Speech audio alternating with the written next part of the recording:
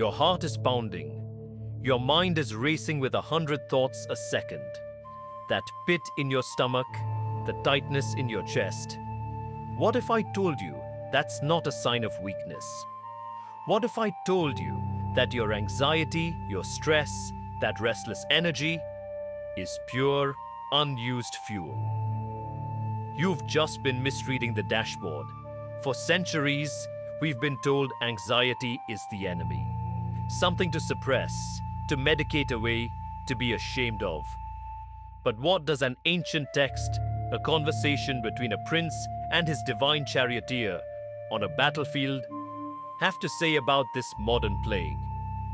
Today we turn to the Bhagavad Gita, not for escape, but for a profound upgrade to your operating system. We're going to learn how to transform that chaotic, nervous energy, what the Gita calls a restless mind, into your greatest asset, focused power. Close your eyes and picture the battlefield of Kurukshetra. Arjuna, the greatest archer of his time, is not afraid of losing. He is paralyzed by a different enemy, his own mind. His heart is overwhelmed with grief, confusion, and anxiety about the future. His duty and his emotion are at war. His energy, the energy to fight, to lead, to act, is there, but it's trapped. It's turning inward, creating a storm of doubt. This is where Lord Krishna begins his teaching. In chapter 6, verse 26, he gives us the key. He says, Yato yato nishcharati manash chanchalam astaram tatas tato niyam yaitad atmani eva vasham nayet. From wherever the restless and unsteady mind wanders, from there one must withdraw it and bring it under the control of the self. Krishna doesn't tell Arjuna, stop feeling. He doesn't say, your anxiety is wrong. He acknowledges the mind is Chanchalam, agitated, flickering, unsteady. The problem isn't the energy of the mind, it's that the energy is unmanaged. It's spilling everywhere. The solution is not to destroy the energy, but to direct it, to channel it. This is the essence of Dhrith, fortitude, steadfastness. It's not a wall that blocks feeling, it's a dam that directs the river's flow to where it's needed most. Your battlefield isn't Kurukshetra, it's your desk before an exam. It's a blank page for your project. It's a gym you're scared to enter. It's a social situation that makes you nervous. That churning in your gut before a presentation. That's your unused energy. That frantic overthinking at 2 a.m. about your future. That's raw mental fuel that hasn't been given a direction. So how do you, like Arjuna, build this Dhrith? How do you channel this fuel? Step 1. Relabel the sensation. The moment you feel anxiety, don't say, I am anxious. Say, I am experiencing a surge of energy. This simple cognitive shift is powerful. You are not the storm. You are the observer of a powerful wind. This is the first act of control Krishna speaks of. Step 2. Give the energy a job.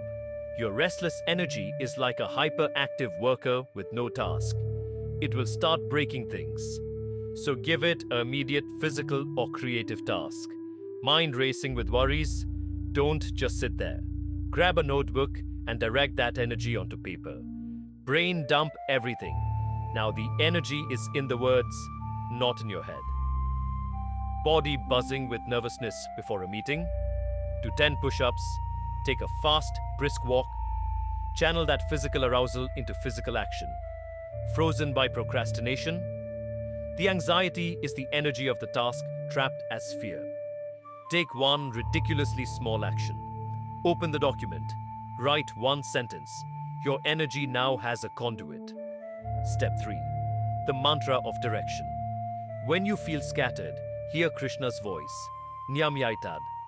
Bring it under control. Whisper to yourself, this energy is my fuel. I choose where it goes. Direct it into your next work task. Direct it into a sketch. Direct it into a conversation. Your focus is the bowstring, and this anxious energy is the arrow. pull back, aim, and release. So remember this today. That feeling you've been fighting, it's not your enemy. It's potential. It's Shakti. Arjuna's anxiety, when channeled through the wisdom of Krishna, didn't make him weak. It made him the most focused warrior in history. He used that very tension to fulfill his destiny. Your anxiety is not a sign you're broken. It's a sign you have energy to burn. The world needs your action, your creation, your focus. Stop trying to calm the storm. Learn to steer the ship. That is true empowerment.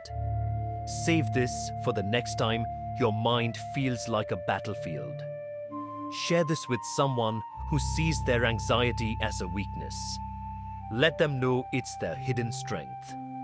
Follow for more clarity, not chaos. And remember, your growth starts with one small step of redirected energy. Take it. Hari Om.